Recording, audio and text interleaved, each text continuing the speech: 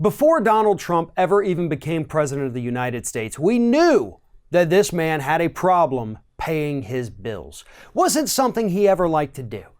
Stories emerged, lawsuits emerged, old lawsuits that had been settled emerged, showing that he wasn't paying his workers, he wasn't paying property taxes, he wasn't paying his contractors. This guy does not like to pay his bills. And sadly, once he became president of the United States, he did not change his ways. And right now, the White House owes $16 million in backwater bills. In fact, they owe so much and have failed to pay for quite so long that the DC Water Board was joking recently about how long do we wait before we just shut off the water at the White House.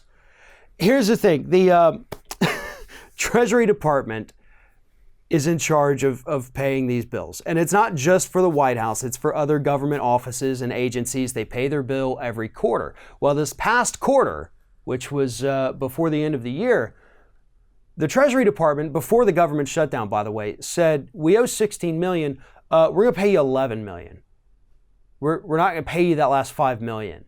So paying the partial bill rather than the bill in full to companies like this, utility companies, that's pretty much the same as just not paying it at all. If we were to go and pay our water bill, but only pay half of it or 2/3 of it, they'd still shut our water off because that's what they do. That's why they billed you for the full amount instead of saying like, just pay what you can and then come back later when you have it. Yeah, that's not how utilities work. And that's why these people at the DC Water Board are actually kind of thinking like, do we shut off the water for the White House and these government buildings because they told us they're just not going to pay it? That's not how it works. But for Donald Trump, that's always been how it works. That's why this man got sued so much when he was in the private sector. He thought he could get away with not paying people, or maybe down the road pay them less than what they had earned as a result of a lawsuit. But that's not how it works when you're dealing with the federal government itself. They had the money to pay the water bill. This happened before the government shut down. There are zero excuses. However, members of the DC Water Board have said that they're not going to shut off the White House's water right now.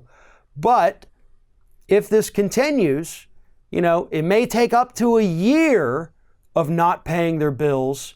But if it hits that point, then they are damn sure going to shut off the water for the White House because Donald Trump won't pay the bill.